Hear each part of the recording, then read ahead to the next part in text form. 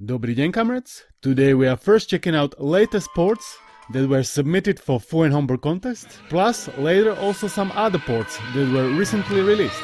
So, let's get cracking! First port is Onslaught Area, a fast-paced, arcade-style medieval fantasy shoot-em-up. You are moving the character with D-pad and shooting with action buttons, so it feels essentially like twin-stick shooter. There are different weapons to use and different monsters to kill. Quite enjoyable. One minor nitpick, there is no audio. Second port, Siren dating sim. It is like a weird dating simulator visual novel kind of game. If you try to punch him, you're gonna die. If you are into weird visual novels, might be worth checking out. Get it for free from the link down below. And if you are into these videos, like and subscribe, cause there is certainly more to come. Number 3, Legend of Edgar, 2D action puzzle platformer featuring exploration, fighting and brain teasing. Edgar must battle his way across the world, solve puzzles and defeat powerful enemies to achieve his quest. There are loads of music tracks and sound effects, configurable controls and even boss battles. Not bad. Number 4 is Starcatcher, 2D platformer, but you only need one button to play it, and it's actually quite fun experience. Hold the button to walk, release to jump, and press mid-air to ground pound and change direction. I wouldn't guess this description could translate into something worthwhile. In spite of that, it does translate into the real-world gaming in a very positive way, and it's absolutely worth checking out. Install it for free today. ReDriver 2 is at number 5. This is a port of reverse-engineered Driver 2. We can already play PS1 version of the game on the PS Vita, but as you may know, reverse-engineered versions are significantly improved over originals, and this one is no exception. Bugs were fixed, visuals improved. Here I'm comparing both versions side by side. RE version looks way better, no doubt about that. You can choose from 3 screen type modes: widescreen stretched, 4x3 not centered, so the screen is not in the middle. And third mode is with a widescreen fix, so it's not stretched. Image quality is better, but performance is lower. None of them is ideal, as you can see on the gameplay footage. Not sure which one is the right for me. Usually when I play PS1 games via Adrenaline, I'm playing them zoomed in and cropped, so the aspect ratio is correct. It fits the whole screen, but you are missing some parts of it. One nitpick I have is that when I go to options and open the map, it kinda breaks the game and I cannot go back, and I have to close the game and open it again to carry on.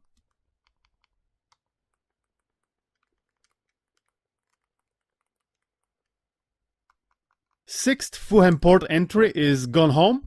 First-person interactive exploration game. You are interrogating every little detail of the house to discover what exactly happened in there. I couldn't try it out cause I don't have compatible game files, but I could have tried port number 7, Professor Layton and a Curious Village HD, originally released for Nintendo DS, but this is like its enhanced version featuring additional cutscenes in HD. It is your classical Professor Layton puzzle adventure gameplay with all kinds of brain teasers and whatnot. Either you love it or hate it. I'm not exactly into it, but I don't hate it either. Same like with puzzles, you don't want to solve them all the time, but sometimes it's good to tease your brain. This game was ported by Renegatamente. He has also ported 2 other games in Professor Layton Trilogy, Pandora's Box and Lost Future. So now, all 3 Nintendo DS games are fully playable even in this enhanced HD version on not so HD PS Vita screen. Only first game is a part of the contest, second and third are not. I will quickly mention all the other games that do compete in the game port category of the contest alongside aforementioned games. Fire and Fondness 1 and 2, Open MRAC, Late Shift, Jump Jump Jump Start, The World Ends With You Solo Remix, MechPixel 3, Tech Maniac, Marmalade Boy, Free Space Duology, Beat 2X, Zigzag Vita, Sonic SMS Free Timelines, and Eldritch. I've covered them all before. Check the FuHEN playlist I've created to find out more about any of them. Link for playlist is in the description or in the right corner. I would have almost forgot about 4 utilities that also do compete in a contest. Genki Vocab, where you can learn Japanese. Roulette Strategy Simulator, where you can test roulette strategies. EZ Remote Client, that allows you to connect Vita to remote servers to transfer and manage files. And the Vita TRP Builder for building trophies for homebrew games. Now, I would like to dedicate one huge thanks to all of the contestants, as well as to the contest creators.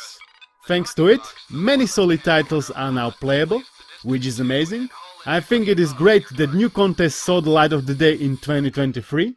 I'm looking forward to see the winners. Good luck to all of you.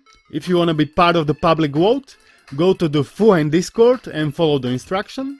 All of this just goes to show that PS Vita is more than alive even in 2023, 11 years after its initial release, and long after it being abandoned by Sony and saved by fans. Mind-blowing! Next, we have an interesting port of Pink Shake. It is a 3D action platformer. You are jumping, dashing and fighting monsters with Umbrella. It's quite good, I like it. There are some slowdowns and objects are popping up in the background. But overall, interesting experience, as I said. Again, one thing that I would improve are the save states, cause right now they are not working. So you gotta either beat the game in one go, or rather not play it at all. Last is a port of Double Dragon 4. Judging by its FuHEN splash screen, I would say it was meant to be also part of the contest, but I can't see it in the ports category, so I guess it is not. Either way, it has been ported, and it is now playable on your PS Vita. Just follow a few simple steps. It is a beat 'em up, heavily influenced by Double Dragon 2. New combos have been added, as well as hard modes, and I think even 2 players mode is available on your PS TV when you connect another controller. Plus, you can also configure all the controls, whatever your preferences are. Solid port, you can have a lot of fun in here, certainly worth checking out. Last but not least, I would like to showcase upcoming port that is still being developed by PatnosD. It is the Night in the Woods. It is an adventure game, it's running okay. There is an early build version that you can try out on his Patreon, even right now, or you can just wait until he's gonna finish it and make an official release. Thanks to you for watching, thanks to members and Patreons for support. I'll catch you in the next one.